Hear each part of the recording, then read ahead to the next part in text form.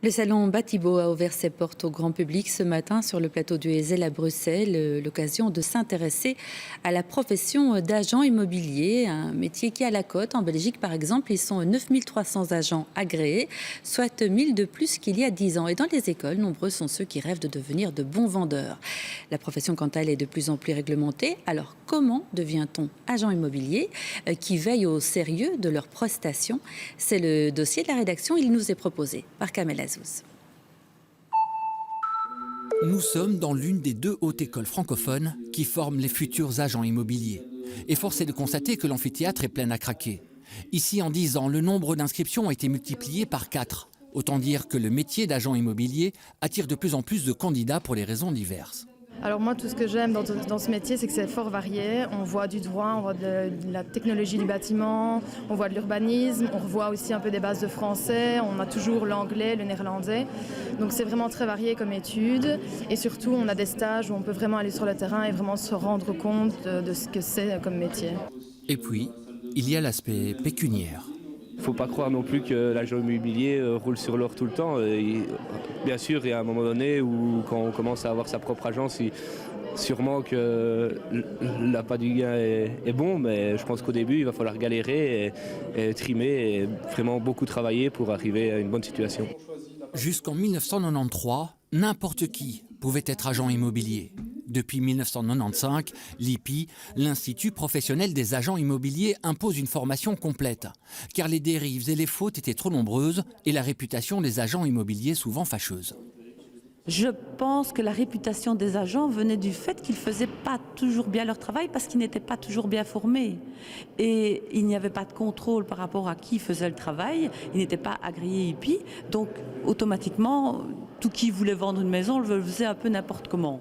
Pour devenir agent immobilier, il faut suivre des études dans une haute école ou au sein d'un service de promotion sociale, ou tout simplement avoir un baccalauréat dans n'importe quel domaine et suivre un stage d'1 an au sein d'une agence. Après leur formation, les candidats doivent réussir l'examen de l'Institut professionnel des agents immobiliers pour obtenir l'agrégation IPI. L'IPI, c'est l'ordre des agents immobiliers comme il en existe un pour les médecins. La Belgique est d'ailleurs le seul pays européen à en être doté. Chaque année, environ 70 agents immobiliers sont radiés. Et chaque année, l'IPI traite des centaines de plaintes concernant des agents immobiliers qui n'ont pas l'agrégation, des agents illégaux qui sont de véritables dangers pour les consommateurs. Ils n'ont pas l'expertise suffisante pour vendre convenablement votre bien. Vendre, ça devient de plus en plus compliqué aussi, donc ils n'ont pas les connaissances urbanistiques, les connaissances par rapport au permis pour les tableaux électriques, ce genre de choses.